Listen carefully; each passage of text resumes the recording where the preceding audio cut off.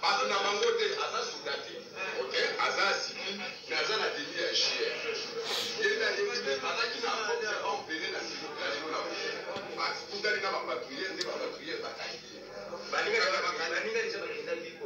Bakenda opération, il y a tikala ki. Modosa ndene. Ah non, ouais, soudati. Bon comme là il y a GMD. Non, pesa kio. Yenda pesa kio. Maman est de pesa kio. On fait des choses comme ça. Ce sont les acquis qu'on nous avait promis qu'on va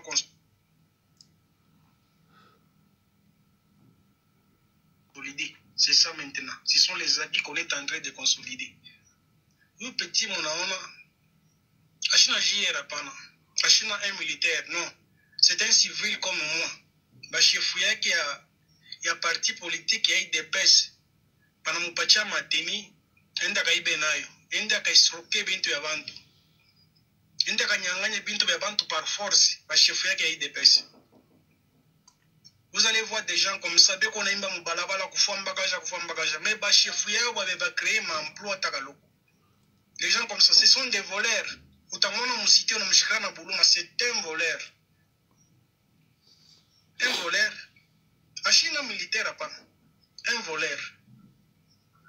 Utona mtu ifiko naimba kufamba kaja, rien ne marche pas naimba. Eko na chambula ba opposant. Batumike bebe ko empêcher, ne ba chef njo biko na pouvoir kufa biote. Kufa bile biote banapenda ku créer un emploi. Avec bifoni mebe ko ne bapacha mateni bende bakaibe nayo. Vous trouvez cela normal? Même à l'époque de Joseph Kabila, on n'avait pas vu des choses comme ça. RDC. Un militant de l'île de PES voleur. Vous allez nous expliquer quoi encore? Rien ne marche, mais vous appréciez toujours. Boko Yekufakala.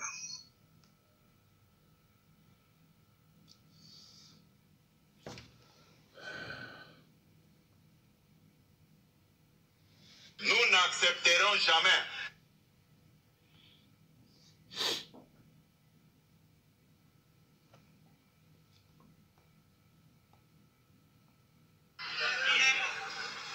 Victoire Nabiso, au prix des sacrifices, autocofisi batebele. Cette fois-ci, si quelqu'un ose s'amuser de cette manière, tous les combattants de l'IDPS ces jours-là vont porter les armes.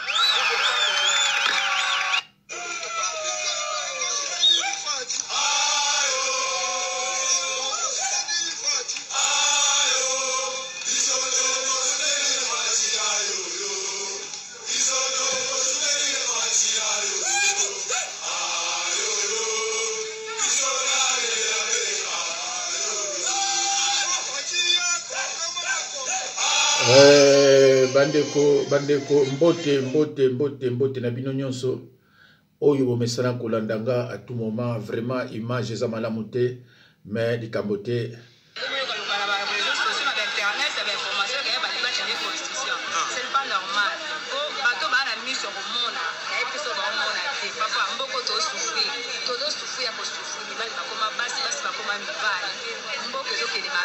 Bashandaka bato baotambusa mboka mabe noke bakontribe kwa mboka yango ezalaka ezote po batransport pasi bo eza constitution te lekole ebele bana baotanga te eza bino bozoka kaka ao gratuité bokenda bekole ya leta mpoka etala eske bino bakonzi boyebi nombre ya bekole bana baotanga te po eza na bana mosala gratuité batangaka te bokende ekole mpe bavandi batangaka te wana mpe ezobika baconstitution constitution bobi eza makambo ya este babotwa soki mboka te toyoki bongo wana eza makambo mosusu oyo mpe tozana eza makambo mosusu bato baosufri kulune ekoma partout ya ndenge mabe Kinshasa nzela kolekezalaka te ezala Gombe mai partout tobandaka koyoka oyo babanda ekoma mai moko wana so eza makambo ya constitution boluka bobonzo bachange nde bato baotambusa mboka mabe noke constitution bazokonsi bakuta mibeko oyo ete balobaka etochange ngo eza mabe bazela nano bazwi banganzami bamonike baosala mabe bato batelemeli baboko olongwa non ezala bongo te osali mabe olongwe nasema tunakatala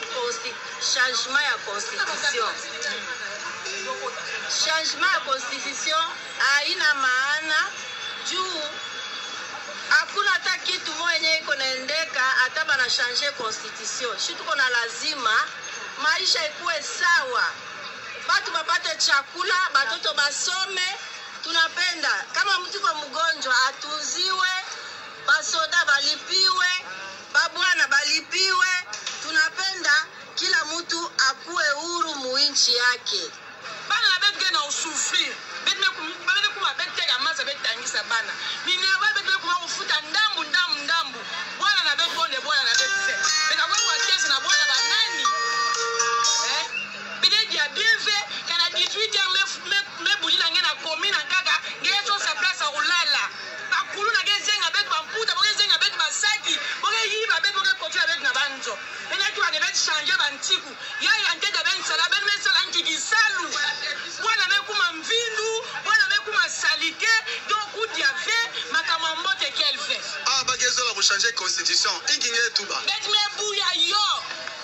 Moi qui vais changer Félix président, bet me bouya ou changer constitution. Banti ou na beni na beni tout bas. Bet me bouya yo. Bet pesa ben jet qui mfumu pendant combien d'années? Pendant 5 ans. Iki ambo de beni sa diabetu. Bet changer ka emu, bet changer mfumu. Bet changer banti gouverne, bet changer mfumu katuka. Bet mfumu na ngemba na kati ya bola na betu. Ntango mubutu kuvanda tangeke tamula timbango na nge. Muntu wa kipenge kelve. Bubo tembe gete ya bamasa bamatembele na barabara.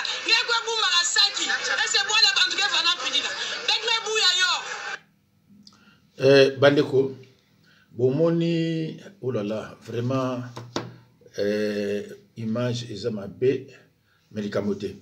Bandeko, bomoni, bato baotia bavoyou, ou baotia désordre na mboka oya biso. Eza bavoyou ya IDPS, bandeko nanga. Bavoyou ya IDPS. Bapesi bango bateni. Boyoki mokonzi na bango ndenge alobaka ke bango nyonso il faut basima ba arme. Voilà. Bango nyonso il faut basimba ba arme.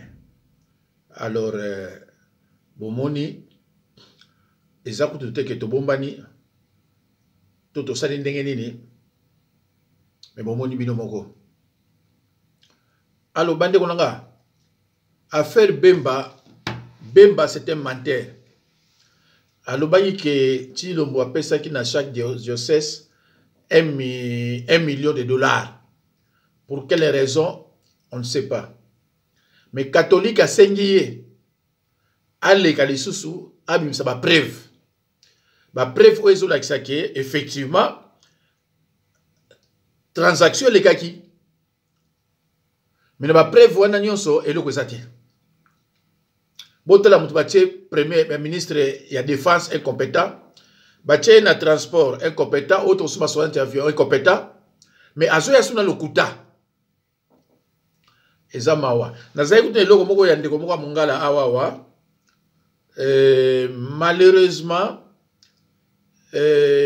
elongwe na ndenge mo toko comprendre te. Bande kunanga bauti ko boma na ebite so bauti boma bango déjà peine de mort. Ministre Oyo Boche Mutanda so Mutamba so nani incompétent. Alobi so bazui kulu fo bomaye. Donc eza gouvernement ko ya des gens qui ne réfléchissent pas. Biso do koli balado alagité kulu na lagité mais lelo bozo ko ba kulu na baza pourquoi il faut qu'on réfléchisse. Pourquoi mboka comme na kulu na to luka solution de rechange. Baza na solution de rechange à mon côté. Solution na bango ezali ko boma. Nabandi dimanche oyo nazotanga balubi premier groupe de Kuluna condamné à mort transféré pour exécution ce dimanche 8 décembre par fusillade ou pendaison.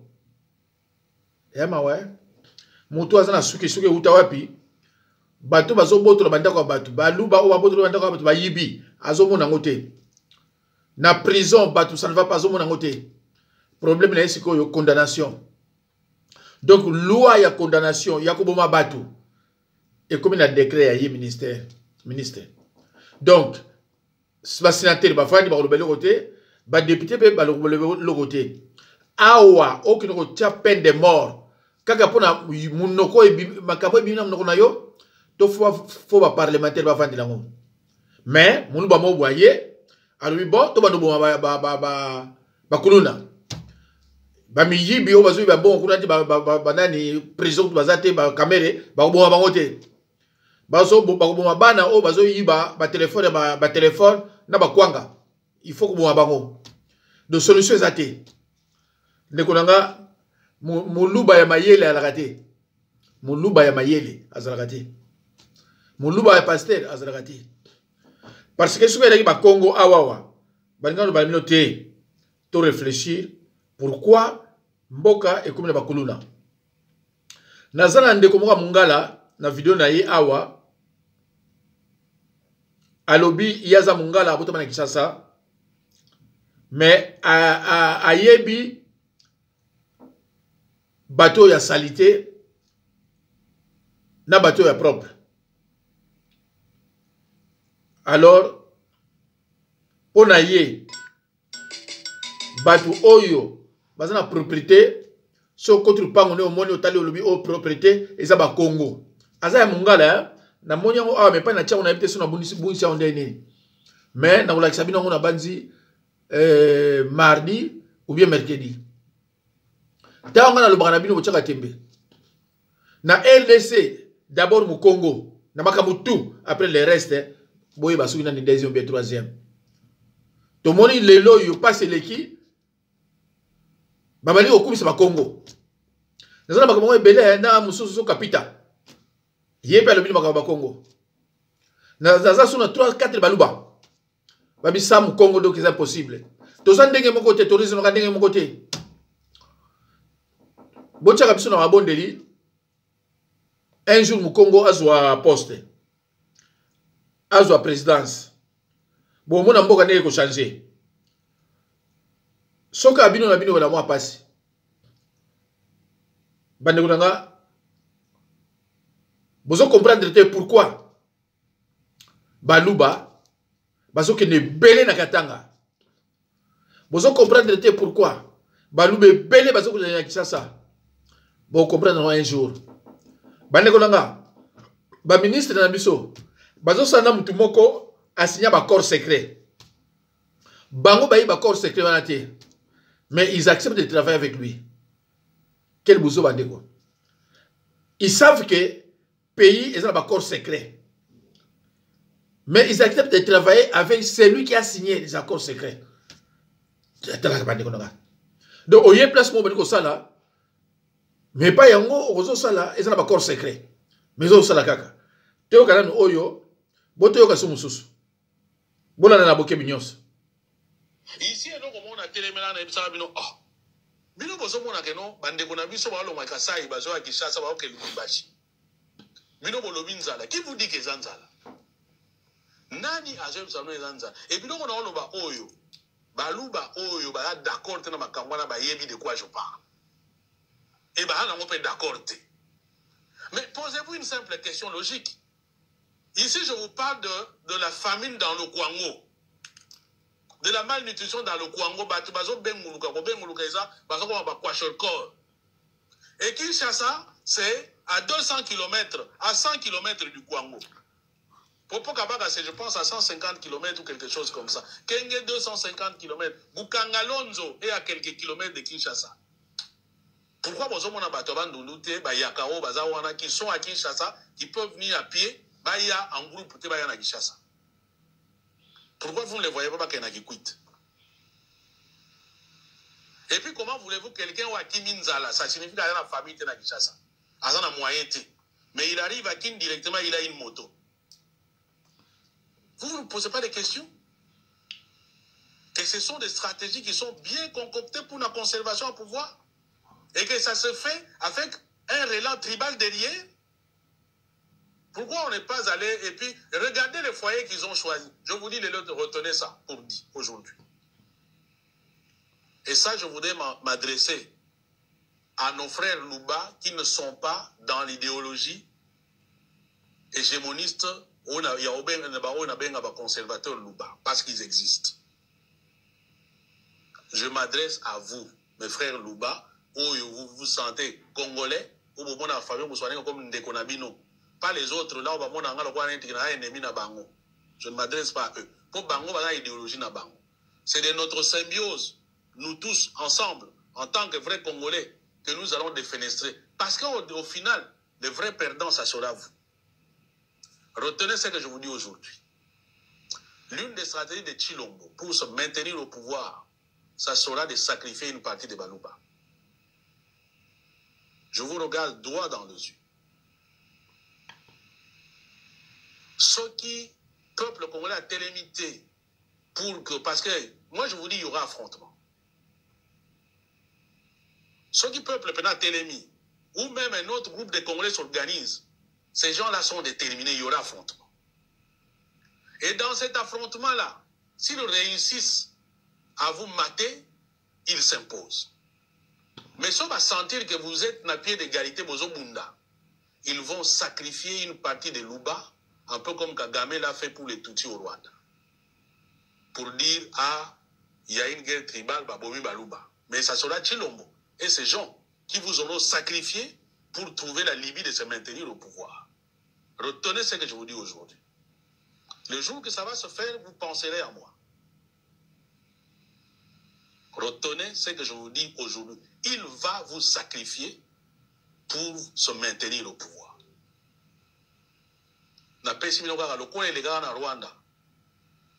Le génocide a été un moment où certains ont tué le leur pour avoir raison, il y a au pouvoir. Donc, à créer un logo, et lui vient comme protecteur en se disant, moi je protège les miens, mais il y a Barebino pour se maintenir au pouvoir. Et ce groupe-là des conservateurs dont je vous parle, ils en sont capables, très capables. C'est l'une des stratégies. Et ça va se faire essentiellement à Kinshasa et à Lubumbashi. Ce sont les foyers qui sont choisis dans la stratégie Wana. Quand je parle là, je ne parle pas au conditionnel. Hein. Je parle à l'affirmatif. Je dis ce sont les stratégies qui sont choisies. Et je mets en perspective les discours de Tshilombo à Kikwit. Ça procédait de la même logique. Ceux qui ont pouvoir nous devons sacrifier certains de nôtres pour tous à l'imposture, il y a pour créer victimisation et donc tous à pouvoir te vendre. Faites très attention. Voilà pourquoi je dis, Nabande Konabiso Bakasaya Baluba, Oyo, avec sans vergogne parce que naïbi que n'a pas vérité. Et je sais que c'est comme ça. Bande Konabiso Baza en phase T, qui se sentent véritablement congolais, je vous dis, n'entrez pas dans cette logique-là. Il n'y aura jamais un groupe de Congolais, en tout cas les tribus, les autres tribus, 450, qui vont se coaliser pour attaquer Baluba. Et s'il y a quelqu'un où il y a un esprit, nous serons là pour les combattre, nous les vrais patriotes. Mais le danger viendra de votre frère. Le danger est dans votre frère. Et rassurez-vous, même ce cas, il vous donne l'illusion de gagner, il ne peut pas gagner 450 tribus, il y a possibilité. Ça ne fera que reporter les problèmes.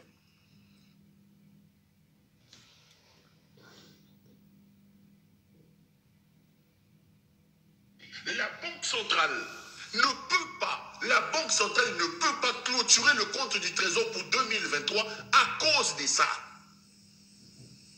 Donc, il y a Nasaki na Mahamat, Azana Bamine, Azana Baboui, tous les milices, les mandataires vont s'agenouiller auprès d'elle et qu'au quitter, il faut encore aller sortir l'argent du Trésor public en mode procédure d'urgence. Est-ce que vous vous rendez compte? Donc, Bakei, la Banque centrale, Babili Simbongo, en mode d'urgence pour payer parmi les dépenses les indemnités de sortie des Tshisekedi Mulumba.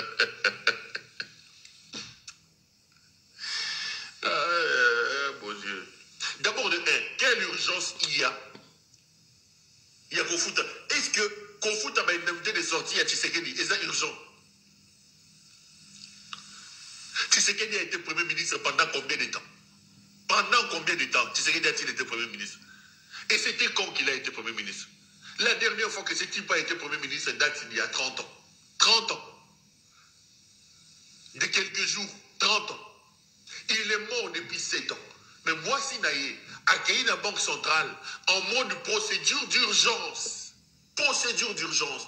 loin des autres pays. Ils n'avaient pas d'ordre de paiement informatisé. Donc, au pays exact, bafouti en procédure d'urgence, bafouti nani, mamundele.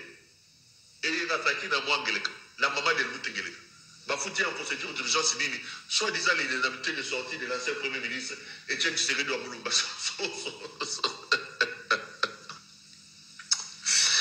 On aura tout vu avec ces sorciers. Félix était un démon. Félix Azando qui bandeko. Soka Azando qui testere qui ndoge zalarate. Bato, posa ya mbongo, posa ya moyibi kangabamu. Posa ya moyibi. Soki ba yibi te bazaka leste. Soki ba yibi te bazaka leste. Donc, dès que tozawa, bazoko kako justifier plus. Je parle d'1,5 milliard de dollars. Et belé ya mbongo. Toza na embouteillage na mboka. Parce que nous n'avons pas de route. Nous n'avons maman Belé continue à turbine. La SNEL a besoin entre 300 et 500 millions pour réparer les turbines de Inga, donner de l'électricité aux gens. Courant les athées, maïs les athées, zélé les athées. Mais Moutou, il y en a bamba naïe, na moisi naïe. Bakéi, ils sortent plus d'1,5 milliard de dollars américains en mode procédure d'urgence pour entre autres payer les indemnités de sortie de Etienne Tshisekedi de Moulumba comme ancien premier ministre et qui reçoit cet argent et ça Mamoui Mamoudele Botala Nenge Mamoudela Komacho Mamoudele et Yengasaki na Mwangeleka alias Marthe Kassal. Les amis, la famille Tshisekedi est une famille maudite. Ils disent que la constitution est maudite. Ce n'est pas la constitution qui est maudite. C'est la famille Tshisekedi qui est une famille maudite, mes amis. Lèvons-nous, peuple congolais. Sauvons le pays. Sauvons le pays. Nous avons la responsabilité comme peuple, comme citoyens, de nous lever pour stopper les fous qui sont à la tête de notre pays. Bandeko, Nabandi Boyoki. Oezoleka Namboka Nabiso. Avec bateau Yoko, Toko Tikalaka Osa Eloko Mokote. Toko Tikalaka Osa Eloko Mokote. Bobe, Totalagaka Bane Zoya. J'espère que Mutumoko akoko libérer mboka oyo akozala mutumoko to satandaki na été.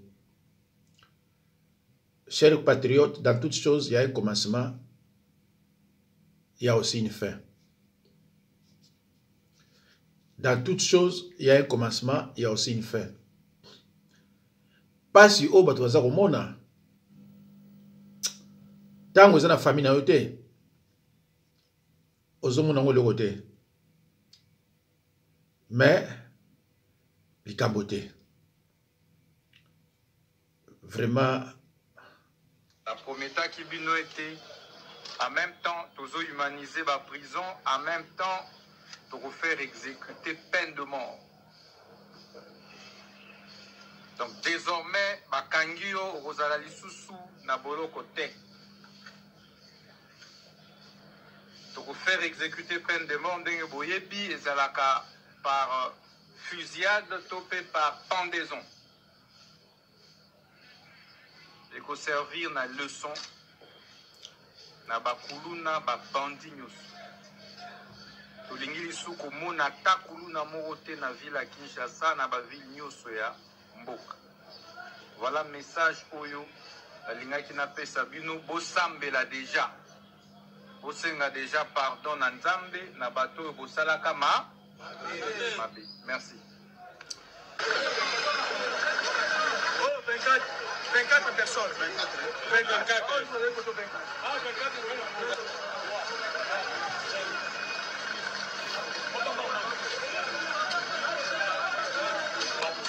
Papa, compte là, 24.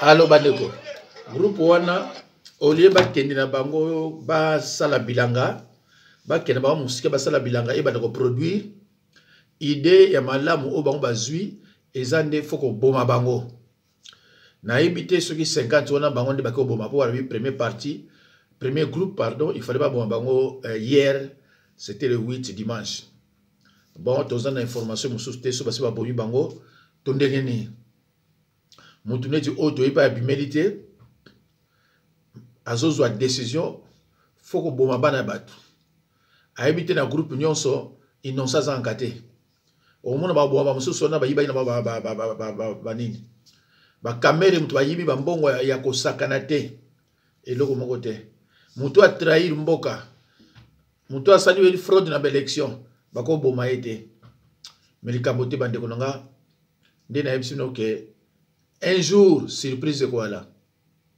mutu moko ko bima oyo bosatandaki na ete bo garda ba vidéo nanga o bosatandaki na ete mais abimi voilà ezamawa mais tolo banini ololo ya Jean-Pierre Mbemba yo za gangi yo Jean-Pierre Mbemba on tatoua Mbemba makolo X Foreman elongia Foreman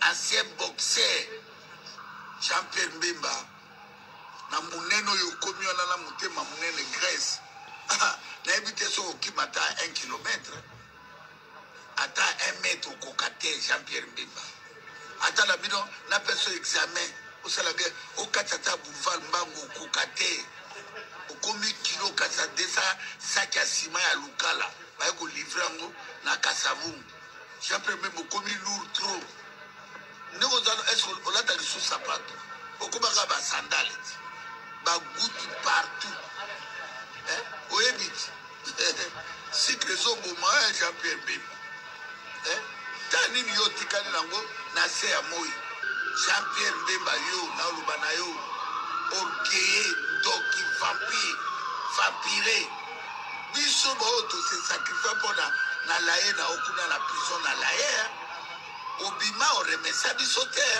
oza un grand oza ndoki Jean-Pierre Mbemba obotama ndoki mokolo kokufa lobi okena na mbongo na cercueil Jean-Pierre Mbemba okena bandako yo sombi na ba village za na ba Watero na ba Portugal okena nango na cercueil Jean-Pierre Mbemba nzamba pesa yo mwasi malamu mama Liliane na yo za ndoki na ebisa ko na miso mama Liliane ni na bisa Jean-Pierre Mbemba yeba nzambe na ebisa ko na Watero na Intercontinental na ebisa ko Jean-Pierre Mbemba soko zumo tema ya mama Liliane te zaba pesa yo grand dame mais uzu botama na ndoki na katino Jean-Pierre Mbemba papa na yo aboyo lubi papa loja abina ke na ndako na ye na zumo na ya champagne na zobi malandinga boto linga uza ndoki yo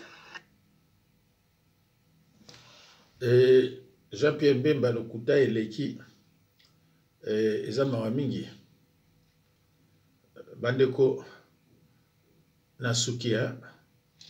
Mes chers amis, Baluba batomboki. Pouvoir ya Baluba ndenge batomboki bandeko. Oui bate. Président na bango atomboki, bango pe Baluba bazoko fundana, Baluba bazoko fingana, Baluba batomboki na mboka o bokonzi oyo. Baluba bazaya kotomboka na Kongo. Bazoko fingana, bazoko kangana, bazoko koyiba mbongo, bazoko mbongo.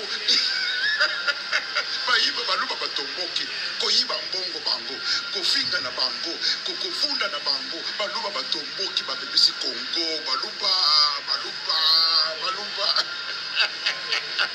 Baluba bazaya kotomboka balekana ngai baloba baza ya kotomboka bazofundana bazofingana bazokoyiba mbongo ya leta mawa voilà oyo wana bouti koyoka moluba sasa tende baluba bakasai banakabulanaka madiplôme ukwe compétent ushikwe compétent atakuangaje kujiba angaje akikutanisha tu ndugu yake eko pale ata ashina na diplôme ata ashina na capacité ya kurefléchir ni intellectuel kasai ataweka ndugu yake c'est très mauvais mongere kuma justice bantu bengine beko condamné pour rien parce que on a pris aba bantu basho kufunda masomo anakuwa pale na orgueil yake ale mtupe mule mkasho mwangaje mumweke mkasho parce que bakasai boka jiabo ni magui bakasai barekanaka na ile mubaya moya iku trop prononcé ya bongo sana bakasai beko bongo tuko naona kusomea de l'etat bakasai ni bantu ba ambiance banapenda kucheza muziki ba mabongo ya makanisa ba pasteur 100% ya makanisa 95% ya ba pasteur mkongo ni bakasai 95% ya ba pasteur ba mabongo ni bakasai parce que ni ba escroc kasai ni escroc kasai eko bongo kasai atakutanisha kana kulanda sasa fundaka masomo ashikufunde masomo exemple typique papa Tshisekedi ashikuku yake docteur ces livres ici me dit beaucoup de choses. À l'époque coloniale, là, quand les gens sont partis, pendant l'indépendance, on n'avait pas des gens qui étaient docteurs. Il n'y avait pas beaucoup de gens qui ont étudié à l'université. Maintenant, posez-vous la question. Quand est-ce que Papa Tshisekedi était devenu docteur en droit? Posez-nous la question. Posons-nous la question. Donc, Bakasa Injo typique Yabo. Comment je peux nous divertir? Oh, état de siège. Quand tu veux comme état de siège, tout le monde a Tshisekedi dans ma fête. Tout le monde avait un champagne ou un avion. Barafanyaka, bali ba présidence. Barafanyaka ma avion ou ma fête. Yulu. Fête mon avion. Barafanyaka pa mai. Tshisekedi tout le monde a mpokela avec Jean-Claude Van Damme wapi. Par bateau. Il est ça moukini quoi en état de siège. C'est des gens qui n'ont pas de gêne. Ils ont un truc très méchant, trop prononcé. Les Bakasai. Bongo. Ingérence. Mubaya sana. Otoku ne biona. Bali beko na représenté. Chaque tribu, tout le monde, non? Chaque province, on voit les lacunes, les seules personnes, même à l'époque ancienne là-bas. Mais même à l'époque ancienne, attends, parler par après, Kasavubu, c'était un bon gestionnaire, c'était un monsieur qui parlait de choses réelles. Et bah, comment on va les la vie? Beko na droiture, oui, il faut tout mieux les aider. Il faut kulanda bongo, il faut tout s'aimer vérité. Tout le monde a attaché à pas tout le monde à réunion, ni bisa obebaka kaji, ya kusema vérité. Et même quand on va dans des réunions avec d'autres frères qui ne connaissent pas, parce que les Congolais, nous ne connaissons pas. Moi, j'avais eu la chance d'avoir un papa qui nous envoyait un peu mon vacances pour ma Goma, pour ma Kinshasa, ce qui fait que ça fait ouverture d'esprit.